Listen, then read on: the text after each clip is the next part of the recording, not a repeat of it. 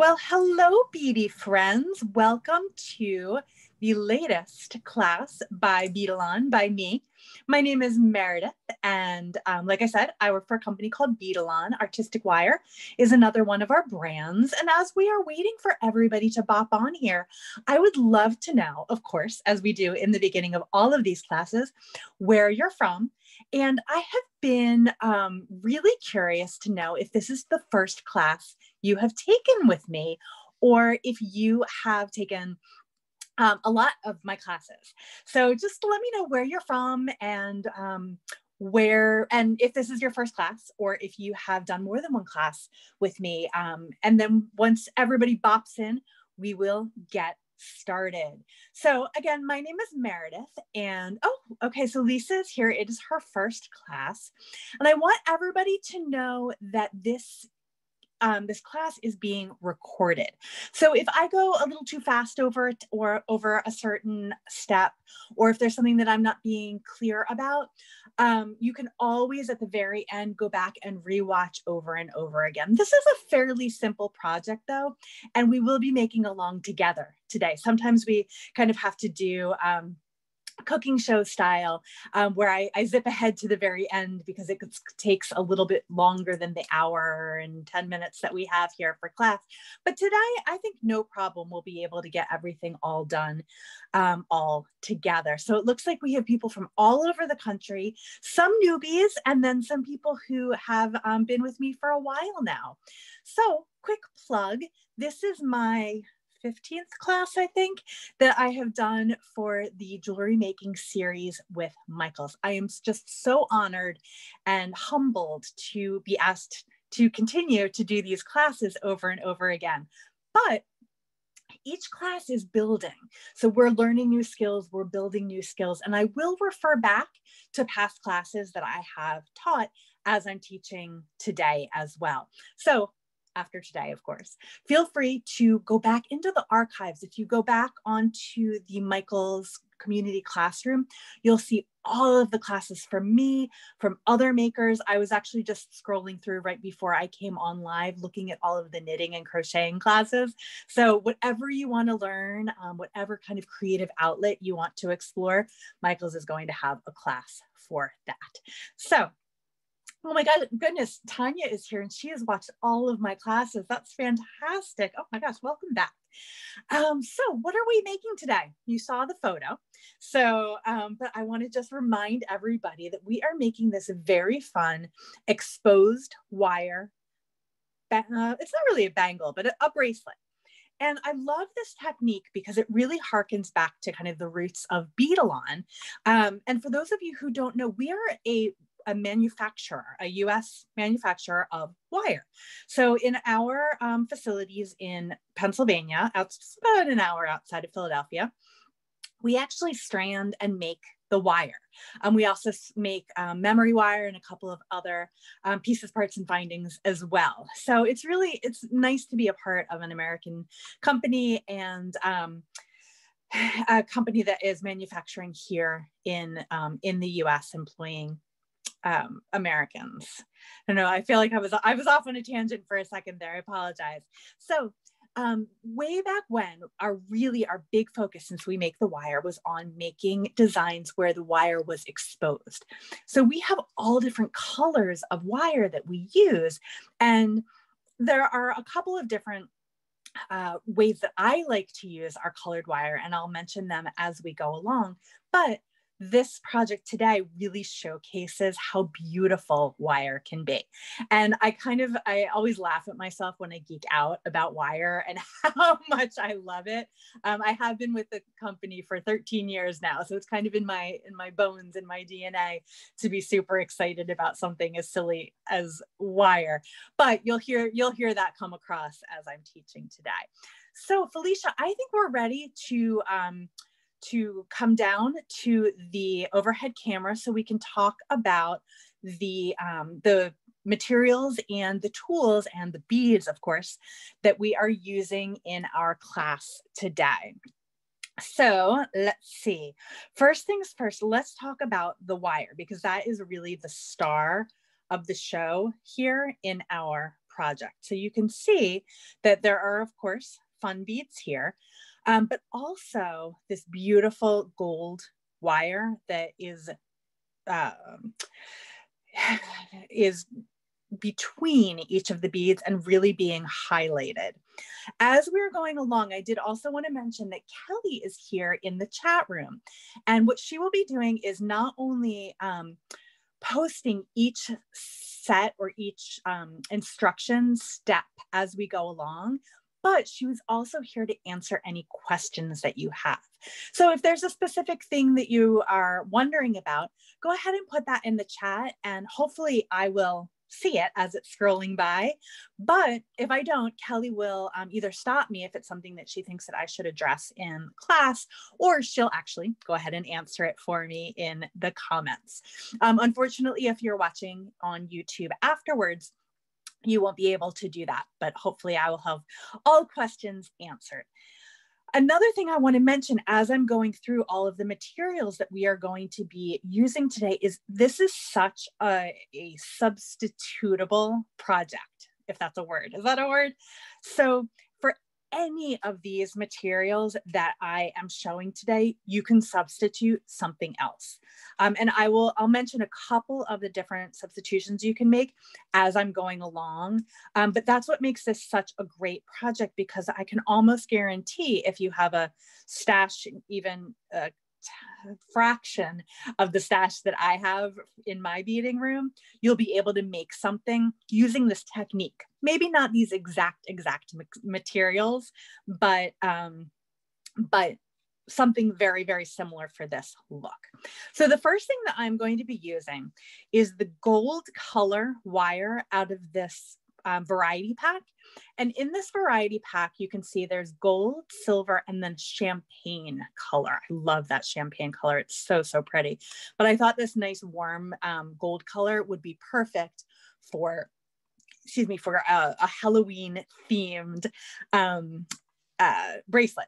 So that's what we're going to be using. And this is 7-strand wire. You could substitute literally almost any beading wire for this project. If you had 19-strand, if you had 49-strand, any color that you wanted to use, you would just have to, depending on what diameter you are using, you would have to adjust your crimp tubes. And that's the next material that we need here for our project. We are going to be learning how to use one crimp tube on multiple wires today. So because I'm using 3 strands and I'm using 0.015 wire, I'm going to be using a number 3 crimp tube. You could probably use a number 2 as well. So again, this project really lends itself well to substitutions. And let me see if this will work. Maybe this will work better for the situation. You will also need, of course, a clasp. I am using these toggle clasps. I'm going to grab the gold one here, but this is a nice set of 5. You can see the part number right there, and the parts for all of these things are available in the instructions that were sent out with the class. Okay, so is that everything? Oh, one last thing. Before we get to tools, we'll also need some 24 gauge German style wire. Now, if you have artistic wire, if you have a craft wire, you can substitute color, you can substitute type of wire, but 24 gauge is going to be your best gauge, because we're going to be making a knotted head pin out of this wire. If you have watched some of my past videos, you know what I'm talking about when I say knotted head pin, but if you don't, you'll be excited to learn what that is. So next, or actually to segue, what we're going to be stringing onto that knotted head pin is this really, oh, so cute Halloween pumpkin jack-o'-lantern charm. And you can see the bottom there where that knot of the head pin that I'm going to make will lie. If you want to use a pumpkin, fantastic, but you can literally put anything here, a fun bead, something left over from a project. We all have kind of one-off beads floating around. And you can even put, you know, a dangle, a tassel, anything you want here. I just thought that this was really nice in keeping with our Halloween theme for the month of October. So just so you know, this is the part number for those pumpkins. And they come in 3 different colors, which is fantastic. Because again, if you aren't feeling the gold color, use this really pretty kind of coppery color, right? I love a variation on a project. So in addition to these pumpkin beads, we're also going to need 2 different colors of these chip beads. So I chose black and orange because again, October, Halloween, but you can use anything that you have in your beading stash. You can use rounds, you can use gemstones, you can use, oh my gosh, the possibilities on this are limitless. The only thing that I would caution is not to use bicone crystals, because what will end up happening is the sharp edges of the crystals will end up eventually cutting through this wire. So that's the one thing that I caution against in using this technique, is not to use bicone crystals. They're great for a gazillion different things, but not for this one. Okay, so we went over materials, we went over beads. Got to talk about what tools we're going to need for this project as well. This is a kind of a standard bead or tools to have in your tools that you have in your toolbox. So we will need, of course, a chain nose pliers. These ones happen to be the sparkle handles that are, they're my favorite ones. And you'll actually need 2 of these because we're going to open and close a jump ring. So it doesn't really matter if you have 2 chain nose, a flat nose and a chain nose, a bent chain nose and a chain nose. You just need 2 of those because we're going to use them for our jump ring. We will also need, of course, a round nose plier. We're going to use this to make our head pin. Also a nylon jaw pliers. That's part of the head pin making crew as well. We will also need a cutter. Of course, these are all tools just that I would assume by now, if you are a jewelry maker, you have in your tool box. And then we are going to need a standard crimping plier. So there are, just very, very quickly, there are at least 3, if not more, different crimping pliers. There's the Mighty, of course, this is the standard, and then the Micro. And each of those crimping pliers corresponds to a sized crimp, and each of those crimping pliers and crimp beads corresponds to a size of beading wire. So if all of that makes sense, then we're ready to go. But if anything that I just said is not quite jiving with you, go ahead when we're done with this and rewatch the very first Bead Stringing 101 video that I did for Michael's, because I go over all of those things and why they matter and why they are important. Okay, so we've gone over all of the things, and now it is time to start our project. So I am using, like I mentioned, it's a 7-strand wire in a 0.015 diameter. And what this means is it is 7 strands of wire twisted together with a nylon coating on top of it. So I had this in my stash. I wanted the gold color, and that is why I chose this particular wire. The one thing that I forgot to mention, which kind of is an always, is you'll need a ruler to measure out the first part of our project, our first pieces of wire. So what we're going to do is we are going to cut 3 12-inch strands of gold wire. Okay, so I'm gonna find my clip. I'm gonna take my clip off, and I'm just going to measure out on my ruler, my measuring device here, 3, where did my clippers go? 3 strands of the gold wire. And of course, I should always mention in my supplies, my currently most important tool, which are my glasses. So I'm gonna go ahead and put those on. I've gotten to the point where I have a pair of readers in every room. Who else out there is like that? Pair of readers in every room. So this is 7 strand, 0.015 wire. And I am just going, I'm just measuring out 3 strands and snipping them. And they don't have to all be exactly the same length. It's helpful if they are similar. But with one, I mean, you can see mine aren't exact. So it's no harm, no foul, no big deal if they're not 100% the same length. Sorry, I got a little distracted reading some of the comments. Somebody was asking about the covers on my pliers, and Callie wrote in, these are the fashion grips.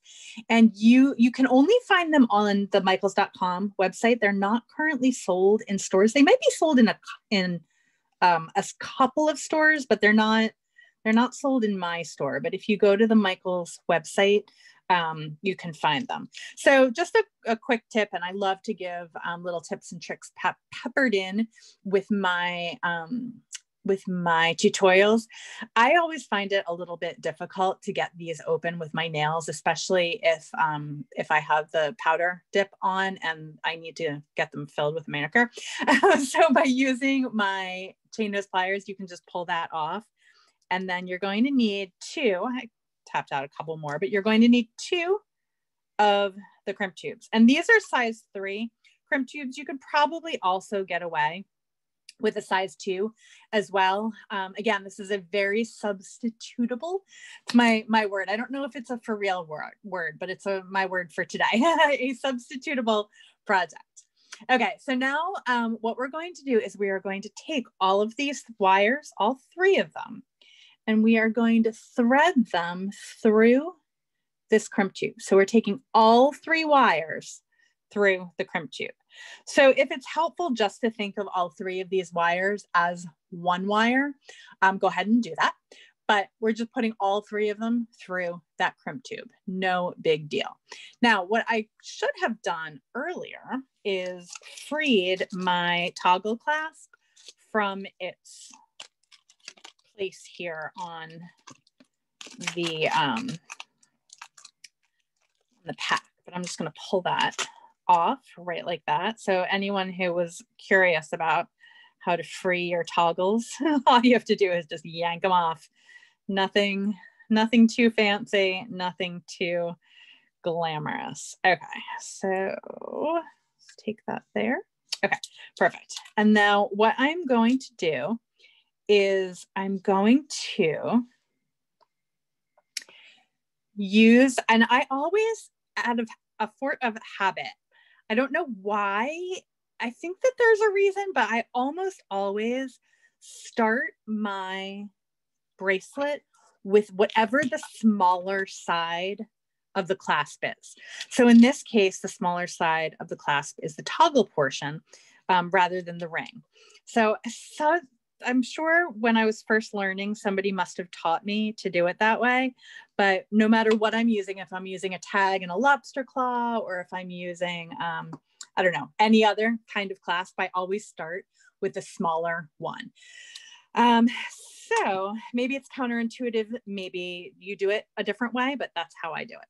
So now what we're going to do is we're going to come around here and we are going to thread all 3 of those wires through the jump ring on that toggle clasp. And you saw how I took my pliers and I just made sure that the ring was closed all the way. Because if the ring doesn't close all of the way, then your wire runs the risk of sliding through and then your clasp falls off and then we are sad and we don't want that to happen.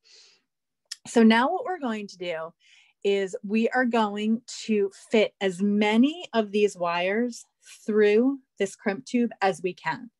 In the directions, I mentioned just putting 1 through, but if you can get all 3 of them through, go ahead and put all 3 of them through. Because all we need to do is secure these wires onto the clasp. So I'm able to get all three through. So, and they fit, and that's going to crimp up really, really nicely. So I'm going to go ahead now and take my crimping pliers.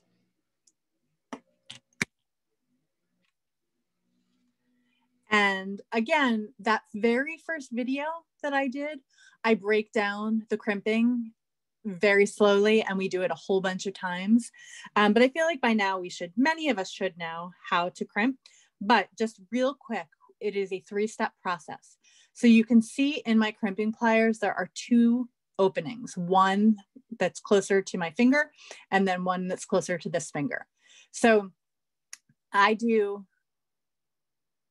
like I said, a 3-step process. So the first time I'm going to put the front jaw over my crimping plier, and then I'm going to hit the back jaw and then the front jaw again. And you really only want to use crimp tubes with, or crimp beads, or really any crimping technique with beading wire. You don't want to use thread. You don't want to use cord. I do have a couple of projects that I have done with Supplemax, but you have to be very, very careful with the Supplemax to make sure that the crimp tubes don't cut through the Supplemax. But I would not use crimp tubes on a material like Wildfire, like Beadalon. I'm trying to think of what other ones might be considered, but I wouldn't use it on anything besides beading wire. Okay, and so I just I snipped my wires off, so you can't really see anything coming out of that crimp tube except for those 3 wires. Okay. So now it's time for the fun part, right? The beading part. We've gotten all of the prep work done, all of the crimping, the part that gives us kind of a little bit of a, I don't know, a little stress. Now is the fun part. That's the putting the beads on, right? So I have a little pile here of my black beads and my orange beads. And we're going to alternate black, orange, black, orange, black, orange.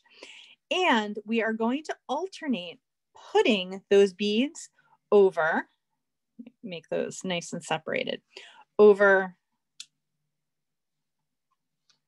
these 2 wires and then these 2 wires. I think Finn is coming out. No, Finn was going to come out for a cameo, but he likes to make his cameo at the very, very end. For those new beading friends, Finn is my dog, and his favorite thing is to make a cameo on a tutorial that I'm giving. So let's start that from the beginning. So we've got 1, 2, 3 wires. We are going to start with a black, and we are going to string that black chip bead over 2 of these wires. So let's go ahead and do that. I feel like oftentimes when you're learning a new technique, when you're breaking it down, it sounds so much more complicated than it actually is. So we are going to put both of those wires through that black chip bead. And one of the things that I love about Michael's beads is that they have nice large holes. Sometimes when you purchase beads, the holes can be drilled a little bit too small. And so it would be harder to get 2 wires through. So I really like the Michael's beads because I can almost always get as many wires through them as I need to. Okay, so that black bead went through these 2 wires, and now I'm going to take an orange bead through these 2 wires. Okay, so I'm going to pick a nice one, and I don't necessarily always use all of the chip beads. I kind of have a love-hate relationship with chip beads. I would love to know from the viewers today what your thoughts are on chip beads. I really like them for this project. I don't know. I go back and forth. Sometimes I love them, and other times I'm like, I don't know, I'll use something else. Okay. So now I have strung 1 black on the first 2 wires, one orange on the second 2 wires. And I'm just going to come super, super close so you can really, really see what's happening. So I have one black on the first 2 wires, one orange on the second 2 wires. So now I'm going to come back and I'm going to put another black on the first 2 wires. I'm just going to bump this up just a little bit so that we can kind of see more of what's going on. So I'm going to comb through my chips, and sometimes the chips won't be, they'll be drilled a little bit wonky, or one of them, it might be rough in a place that you don't like. And sometimes it's okay just to set that bead outside, put it in your bead soup mix, because usually, eventually, it might take 20 years, but that bead will find its purpose. Oh, and you know what I did? Instead of following my pattern of black, orange, put on another black. So let's take that off and string on an orange. And again, this is such a versatile pattern. If you're like, I can't abide by those chips. I can't do chips. Do it with rounds, rondelles, as some, any interesting beads in your stash. Now here, I want to show this bead just to show what I'm talking about with the inconsistencies with the drilling of some beads. This is not a good bead for this project, but this could be a bead that would be perfect for another project. So I'm going to set this one aside because I don't like the way that it's drilled, and I'm going to pick up another one. You could definitely use cane beads. I haven't used those in a long time. That's a really fun type of beads. I like those as well. And I like also that you can oftentimes get gemstones that are more precious in a chip bead for a more economical price. If that is can I be more complicated in how I explain that? A cane bead, how do I explain it? It's a glass bead. You would recognize it probably if you saw it. It's a glass bead that has oftentimes has striping in it. Kelly, can you help me with an explanation of what a cane bead is? It's the type of thing that like I can show you what it looks like, but putting it into words is challenging.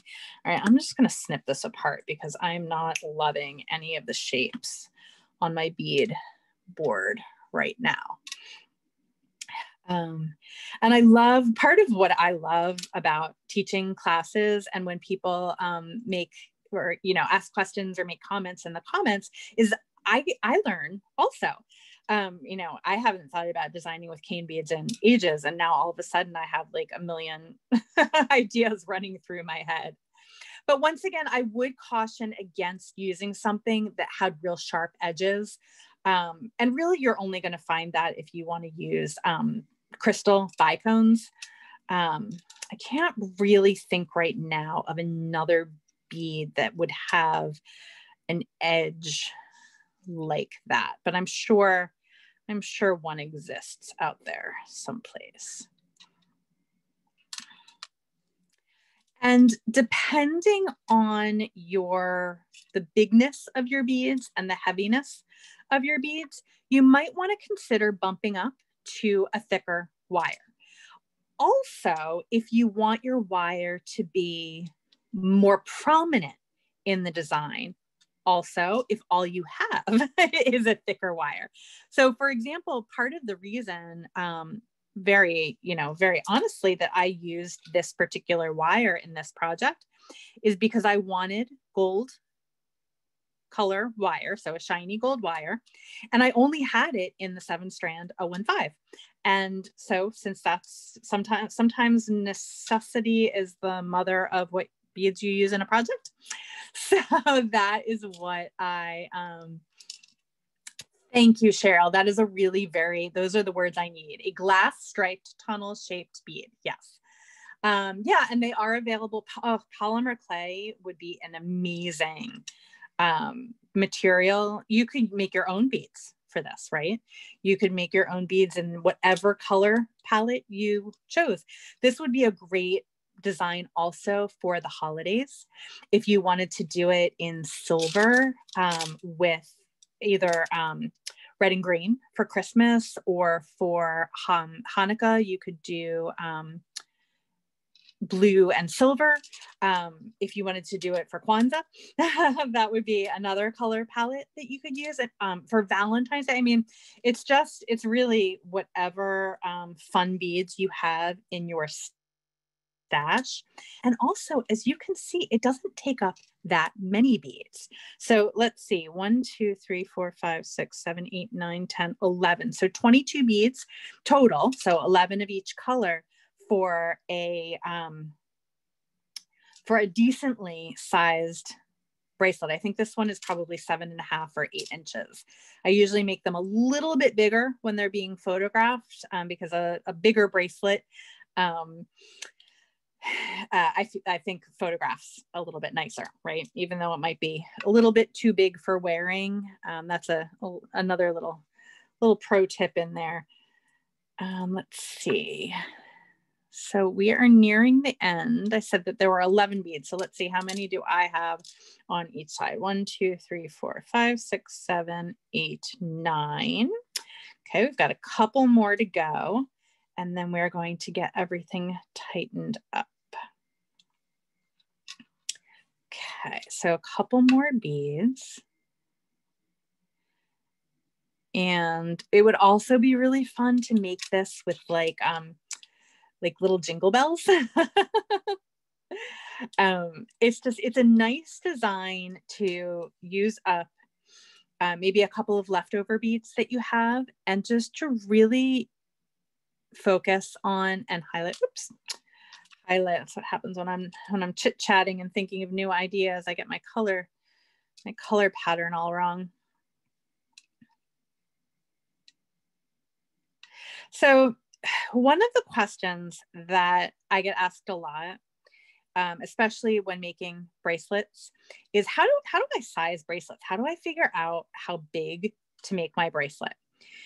And it's more of an art than a science, but there are some scientific parts to it. 2, 4, 6, 8, 10. Okay, one more black.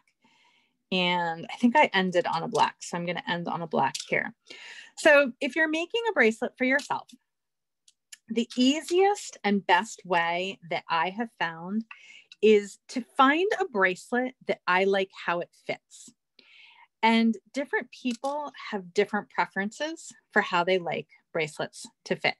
For example, I like my bracelets to be really tight around my wrist. If I had a bracelet over here, it wouldn't go over the bone in my wrist. I don't like my bracelets to be down here. My mom, however, likes her bracelets to be really, really long and bangly. So you need to figure out where you want your bracelet to lie, and then either measure against a bracelet that you already have made that you like the length of, or take a ribbon, a tape measure, a piece of string, something to measure how long you want that bracelet to be. And then it ends up being a numbers game. So you have to figure out, okay, so my bracelet I want my bracelet to be 7 inches long, but my clasp is going to take up 1 inch of that. So I need to make my beaded section 6 inches plus that 1 inch that my clasp is going to take, and that will give me a 7-inch bracelet. So hopefully that helps a little bit with determining the size of making a bracelet. And what I'm doing here as I'm talking about bracelet sizing is I'm just tightening everything up. I don't want there to be too much room in between each of these beads. So I am going to just kind of move everything. I don't want there to be too much tension here, but I don't want it to be too lacy either. So I think that that's probably the last pass that I'm going to do. And then I'm going to come and I'm going to measure about here. So my beaded portion of my bracelet is about 7 inches. So if I wanted it to be 6.5 inches, I would take that would be 6 inches. So I would take 1 bead off, and then that would be 6.5 inches. So it's good to know how much room your clasp is going to take. And to do that, you can just kind of lay that there and then measure roughly. Bracelet is going to end up being almost about probably 7.5, 7.75 inches when all is said and done. Okay, so where was I? Okay, we're ready to start clasping, I think. Yes, we're ready to start clasping. Okay, so now just like we did in that very first step, we're going to thread all 3 of those wires through that clasp. And sometimes when I'm doing that, I end up missing one. So I'm just double checking to make sure they're all coming through. And then I'm going to take that second half of my toggle clasp, the bigger half now, and I'm just double checking. It looks pretty good, but you can never be too sure when you are working with jump rings. So I'm just going to come in here and I am going to just give this a little wiggly to make sure that my jump ring is as closed as it can possibly be. And then I'm going to come around here and around my clasp and back through that crimp tube. Now, another thing that's great about this design is you don't have to worry about building in wiggle room with your beads. Whenever I'm making a bracelet, I always suggest, and it's not a bad idea in this case too, it's just a good habit to get into.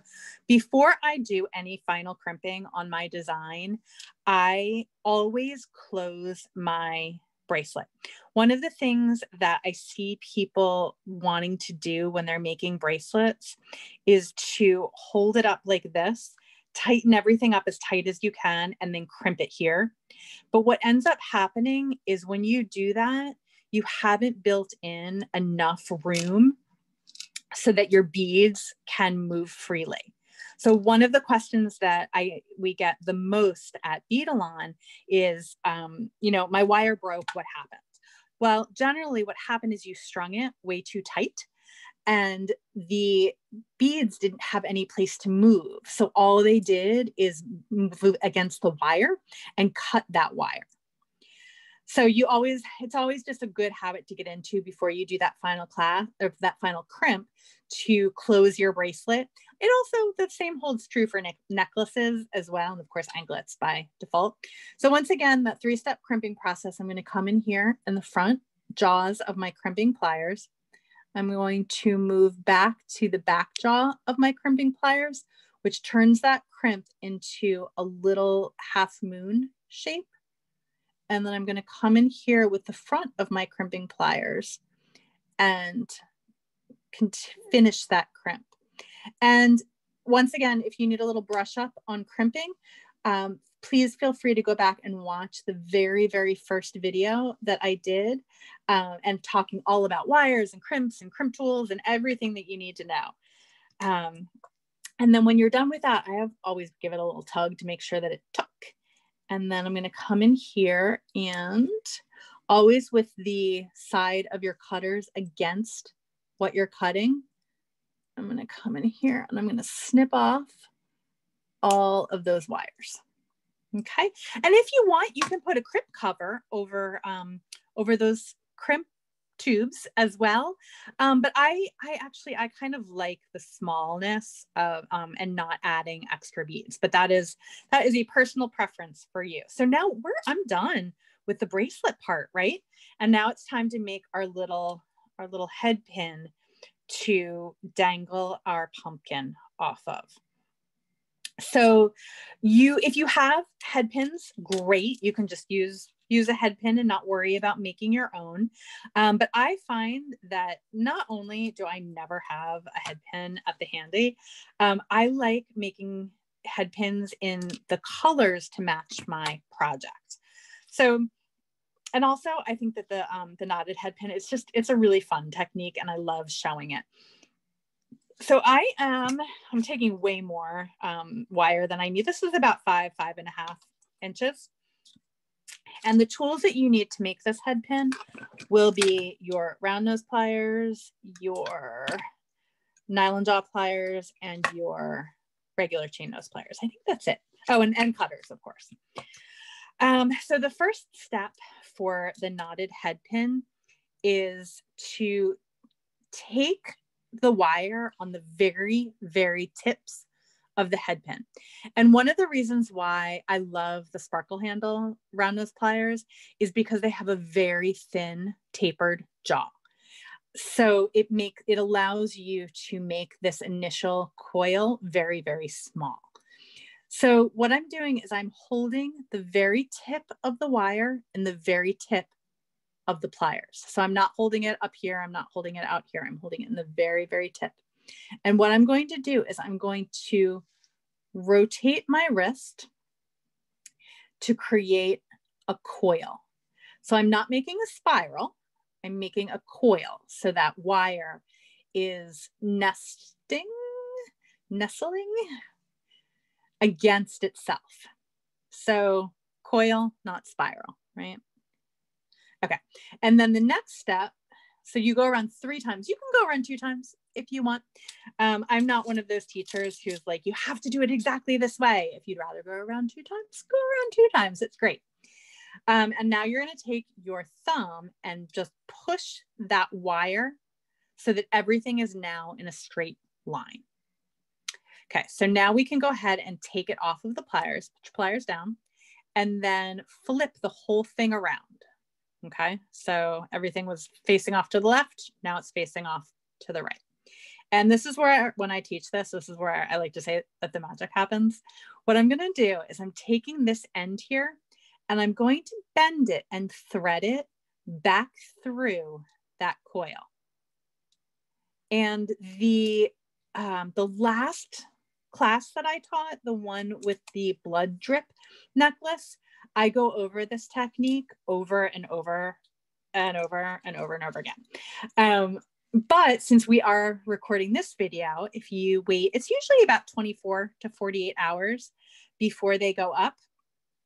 You can see that I held the coil with my nylon jaw pliers and I pulled straight with my chain nose pliers, and it just makes that perfect coil on the end of the head pin.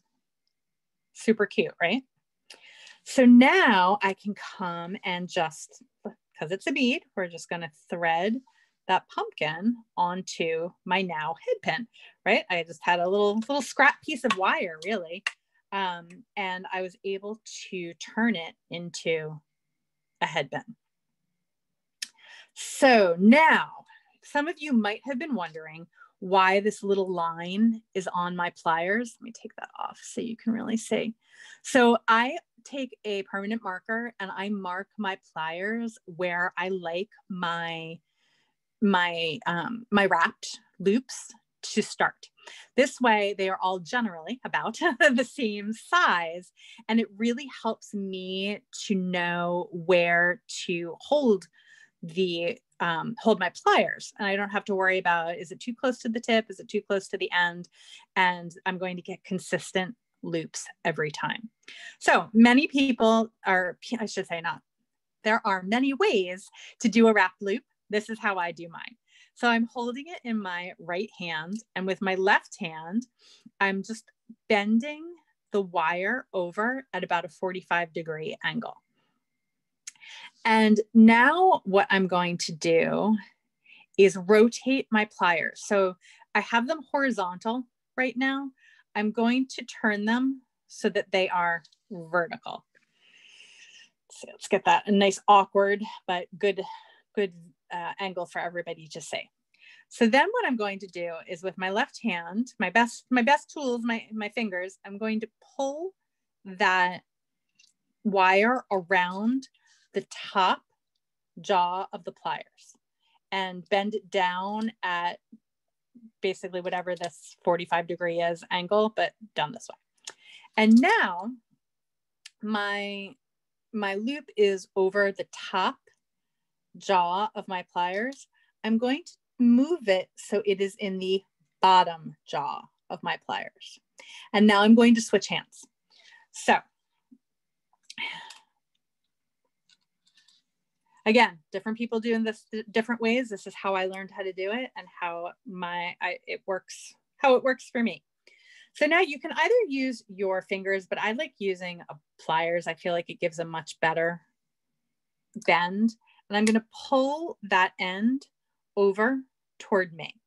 So the important thing about wrapped loops is everything is at specific angles.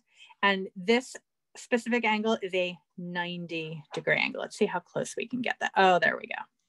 Nice 90-degree angle right there. And now what I'm going to do is I call it the push and pull technique. I'm going to push the wire underneath and pull it up toward me. I'm actually going to watch what I'm doing too, so that I can see the coils line up next to each other. And then once that space is filled in, yay, I have a really nice wrapped loop. So I can come in with my cutters, and you always want to cut with the flat side facing what you're doing. And then I always, after I cut my tail off, I come in with my chain nose pliers and tuck my tail in. Whenever I see jewelry made where the tails aren't tucked in, I know that somebody didn't do the last most important step to get that really nice looking. I know I love these cute little pumpkin beads. When I saw them, I didn't know what I was going to do with them, but I knew that I wanted them for something. So they were perfect. Okay. And so now our last step in our fun, easy, customizable, change upable project is to add the charm to the bracelet. And again, you can, if you don't want to use a pumpkin, or if you have something else, you can use a bead. You can use multiple beads, or multiple beads. You can add a tassel. You can add all kinds of things. So now the last step is we are going to use 2 pliers to open up the toggle on, to open up the jump ring on the toggle on our bracelet.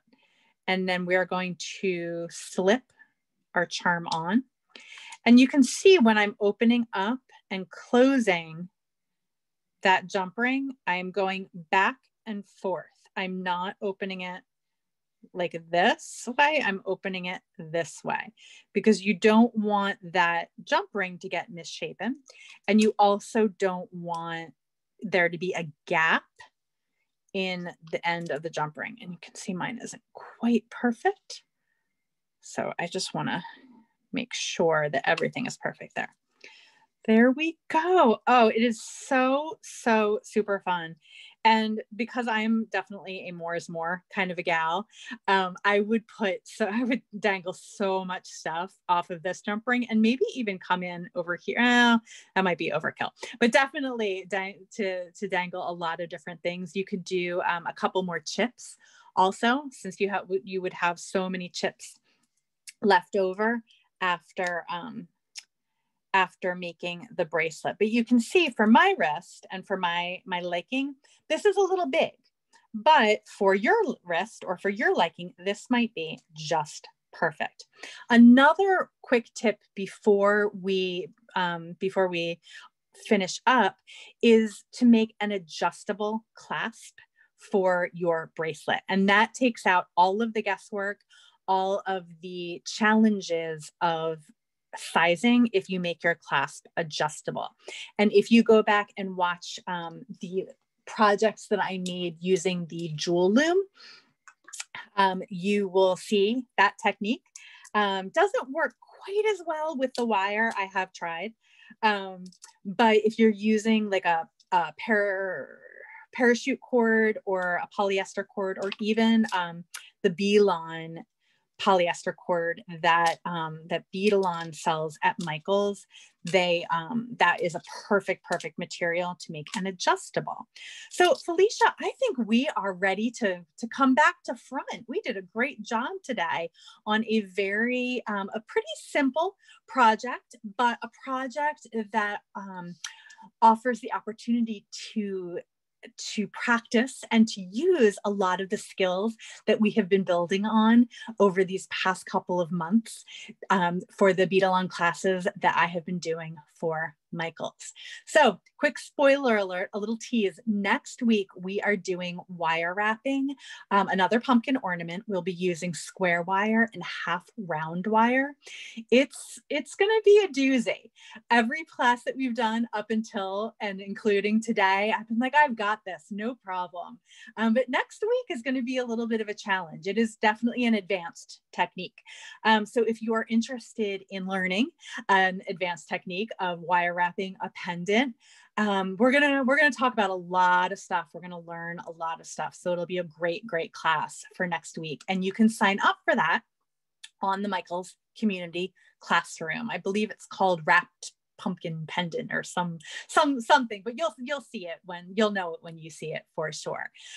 So make sure that if you liked today's class, go ahead and check out the rest of the classes that I've taught on the Michael's Community Classroom for Beadalon.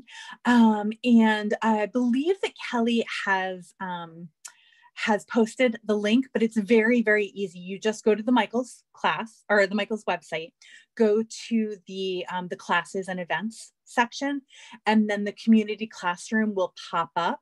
And if you go to the jewelry making section, all of the jewelry making classes that I have done, that Leslie's done, that Lindsay has done, that everyone has done, are all there, and you'll be able to see them. So it looks like we have accomplished what we set out to do today. We made a great exposed wire bracelet with a charm. So thank you so much, Kelly, for coming in and answering all the questions and posting everything for me. And Felicia, you did a great job moderating as always. And I think that's it. So I'll see you next Wednesday at 2 p.m. Eastern time. And until then, happy beading.